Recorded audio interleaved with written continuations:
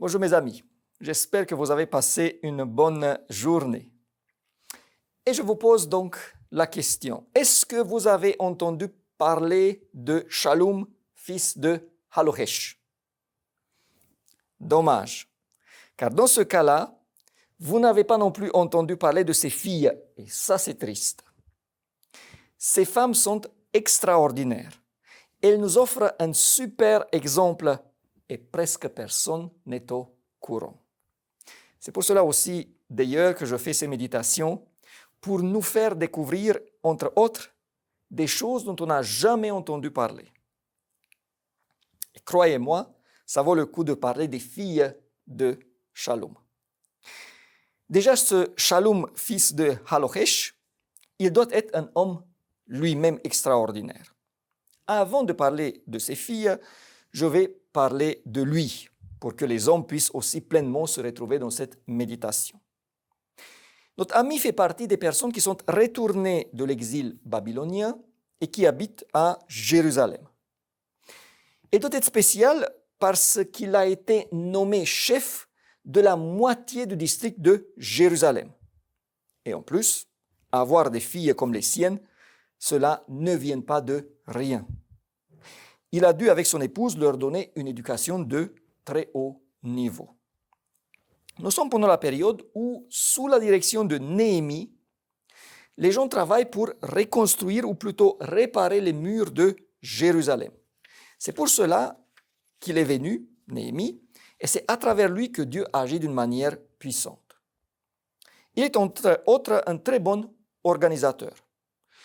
Pour que le travail puisse bien se faire, il le partage entre les différents groupes et familles qui ont chacun la charge d'une partie du mur. Et la Bible nous donne une liste de tous les chefs et de la partie du mur qui est sous leur responsabilité.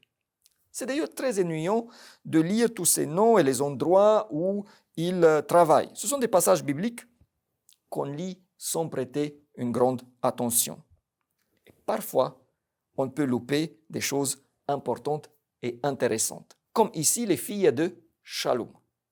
Lisons ensemble le passage qui nous intéresse. Néhémie 3, 12. Néhémie 3, 12. À côté d'eux, travailla avec ses filles Shallum, fils de Hallohesh, chef de la moitié du district de Jérusalem. Shallum fait partie de ceux qui travaillent pour la rénovation des murs. Et à la première vue, rien de spécial ou d'extraordinaire. Mais avec autant d'introductions, vous avez sûrement remarqué que la Bible évoque les filles de Shallum. Et cela, c'est extraordinaire pour plusieurs raisons. Pour raconter l'histoire, je vais m'essayer à une petite spéculation. Shallum n'a que des filles. Certains en souffrent, mais pas lui. Comme il est le chef de la moitié du district de Jérusalem, un homme important, il participe à la rencontre avec Néhémie pour organiser les travaux. Et un par un, on peut s'imaginer, les responsables reçoivent leur part de mur à réparer. Et on arrive à Shallum. Et Néhémie va dire, « Shallum, nous allons te mettre toi avec Malkija, celui qui, dans la Bible, est avant lui. Parce que tu ne peux pas faire tout seul un tronçon, car tu n'as pas des garçons à t'aider. » Personne ne le méprise pour cela. C'est un homme très sérieux, mais pour des travaux du bâtiment, il faut des hommes. Ça, c'est logique. Mais Shallum l'interrompt. Je vais bien m'occuper d'un tronçon du mur. Déjà, il y a peu d'ouvriers et je suis la chef de la moitié de ce district. Je vais travailler avec mes filles. Il y a un grand silence dans la pièce jusqu'à ce que Néhémie demande. Avec tes filles, tu veux faire réparer les murs avec tes filles? C'est un travail d'homme. Quelle femme pourrait assumer cela? Shallum regarde Néhémie droit dans les yeux et dit une seule phrase. tu ne connais pas mes filles. Néhémie, qui en effet ne connaît pas les filles de Shallum, comme la plupart de nous d'ailleurs, regarde autour de lui et il voit les autres responsables qui acquiescent. Eux, ils les connaissent. En effet, Shallum a des filles qui valent chacune au moins 2-3 hommes. Sans être totalement convaincu, il dit « Ok, la partie après de la porte du fumier, c'est Shallum, il fait une pause avec ses filles. » Et les travaux commencent. Et Néhémie fait chaque jour le tour pour inspecter les travaux. Et chaque fois quand il passe à la porte du fumier, il s'arrête et il regarde longuement. Il n'a jamais vu cela dans sa vie. Les filles de Shallum travaillent avec leur père et quelques serviteurs. Et s'ils ne savaient pas que ce sont des femmes, non seulement elles se donnent les moyens, mais elles dépassent même certains hommes. Il est vrai qu'elles ne peuvent pas porter autant qu'un homme, mais elles sont rapides, elles ont un œil pour le détail, elles ont un tel enthousiasme que Néhémie est ébahi. Une chose est claire, plus jamais il va dire qu'un travail ne peut pas être fait aussi par une femme. Et si quelqu'un lui sort cela, il va dire tout de suite, tu n'as pas vu les filles de Shallum. En plus, la partie de Shallum est parfaitement finie, il ne faut rien ajouter.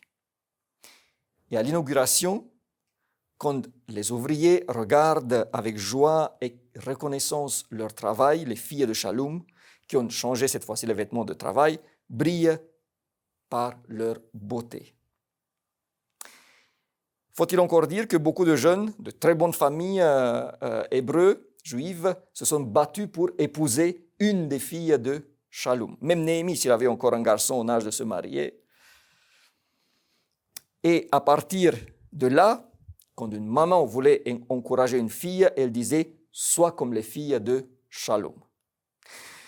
Ok mes amis, peut-être que cela ne s'est pas passé exactement comme dans mon histoire, mais une chose est sûre, c'est quelque chose d'extraordinaire, de totalement inhabituel, de voir en général, et encore plus à cette époque, des femmes qui font ce travail. Ces filles méritent d'être honorées et l'auteur de la Bible ne s'est pas trompé en les évoquant. Les murs de Jérusalem ont pu être finis aussi à cause de l'investissement de ces filles.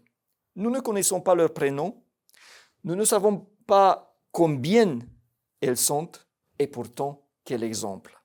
Quel exemple pour ceux et celles qui se dérobent quand il y a des travaux lourds à faire. Quel exemple pour prouver que les femmes peuvent assumer presque tout quand il le faut. Quel exemple pour ceux qui croiraient encore que les femmes ont une moindre valeur que les hommes.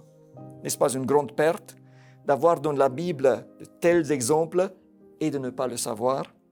Que Dieu nous aide, hommes et femmes, à prendre comme exemple les filles de Shallum. Que les parents soient bénis avec des enfants comme les filles de Shallum. Que les garçons qui cherchent une partenaire trouvent une comme les filles de Shallum. Au revoir mes amis et à la prochaine.